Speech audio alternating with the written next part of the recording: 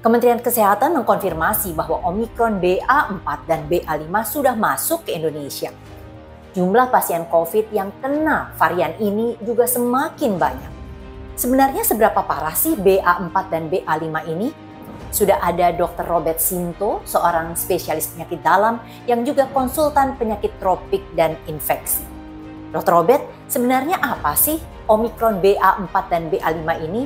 Apa bedanya dengan varian Omikron sebelumnya? Jadi subvarian dari Omikron artinya anak tipe dari Omikron. Jadi ada perubahan struktur pada gen dari Omikron yang versi sebelumnya yang sekarang berubah dan mengakibatkan beberapa perubahan fungsi. Nah, perlu digarisbawahi bahwa perbedaan ini tidak sebanyak perubahan dari Delta ke Omikron. Karena itu namanya bukan nama varian, tetapi namanya adalah subvarian. Apa saja sih dok gejala-gejala yang harus kita waspadai?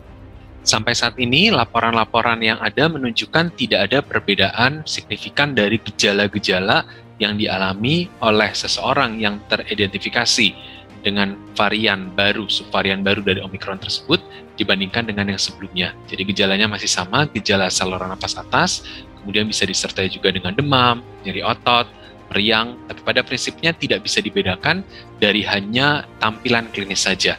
Jadi memang untuk membedakannya, kita memerlukan pemeriksaan yang lebih spesifik yaitu genome sequencing. Nah dok, jika nih kita sampai kena, sebenarnya akibatnya bisa sampai seberapa fatal sih? Sejauh ini belum ada laporan yang menunjukkan bahwa subvarian baru ini menyumbang kematian yang lebih tinggi. Ini dapat dilihat dari pola angka kematian dunia yang sebetulnya kurang lebih stabil dalam beberapa waktu terakhir sejak subvarian ini kemudian menjadi emerging. Nah, tetapi memang kita tidak bisa membandingkan head-to-head dengan varian-varian yang ada sebelumnya karena memang ada imbas dari vaksinasi yang berbeda antara masa sekarang ini dengan infeksi COVID di masa lampau. Apa vaksin, bahkan kalau juga sampai sudah booster, efektif mencegah atau menangkal varian Omikron BA4 dan BA5 ini dok? Tentu kita masih membutuhkan penelitian dalam besar sampel yang lebih besar untuk bisa menjawab apakah memang subvarian ini juga efektif dicegah dengan vaksin yang ada. Dan kalau vaksin yang ada, vaksin dosis keberapa dan jenis apa. Tetapi secara umum, ahli meyakini bahwa andai kata tidak mencegah terjadinya infeksi oleh subvarian ini pun, maka vaksin-vaksin yang ada dapat mencegah penyakit menjadi berat. Nah, itu yang harus kita tanamkan sehingga kita bisa meningkatkan angka cakupan vaksinasi, terutama vaksinasi booster. Karena kita ingat bahwa masa sekarang ini dibandingkan dengan selesainya 2 periode vaksin yang lampau, itu sebetulnya sudah cukup jauh untuk bisa mengakibatkan penurunan kekebalan tubuh. Bagaimana pencegahannya biar kita bisa nggak kena? Pencegahannya sebetulnya masih sama. Untungnya subvarian ini juga bisa dicegah dengan cara yang sama dengan subvarian atau varian yang sebelumnya ada.